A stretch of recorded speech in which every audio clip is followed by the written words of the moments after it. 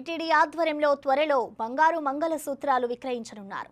5 గ్రాములు 10 గ్రాముల బరువుతో తాలిబొట్లు తయారు చేయించనున్నారు. లాభాపేక్ష లేకుండా విక్రయించాలని టీటీడీ బోర్డు భేటీలో నిర్ణయం తీసుకున్నారు. అలాగే లక్ష్మీ కాసులను కూడా టీటీడీ విక్రయించనుంది. 5,141 కోట్ల 74 లక్షలతో వార్షిక బడ్జెట్కు పాలక మండలి ఆమోదం తెలిపింది. 15 ఏళ్ల క్రితం 1000 కోట్ల బడ్జెట్ ఉండగా తొలిసారి 5,000 కోట్ల మార్క్ దాటింది. ఉద్యోగులకు జీతాల పెంపుతో పాటు తిరుపతిలోని స్విమ్స్ ఆసుపత్రి అభివృద్ధికి పాలక మండలి బడ్జెట్ కేటాయించింది. టీటీడీ ఆధ్వర్యంలో నడుస్తున్న స్విమ్స్ సూపర్ స్పెషాలిటీ ఆసుపత్రి తిరుపతి జిల్లాకు మాత్రమే కాకుండా యావత్ రాయలసీమ ప్రజలకు మెరుగైన వైద్య సేవలు అందిస్తున్న సంగతి అందరికీ తెలిసిందే.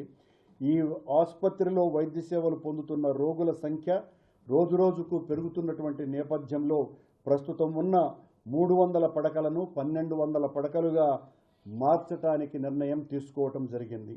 అదేవిధంగా 30 ఏళ్లకు పైగా నిర్మించినటువంటి ఆసుపత్రి భవనాలను పెరుగుతున్నటువంటి రోగుల అవసరాలకు అనుగుణంగా ఆధునీకరించేందుకు 148 కోట్లతో టెండర్ను కూడా ఆమోదించటం జరిగింది.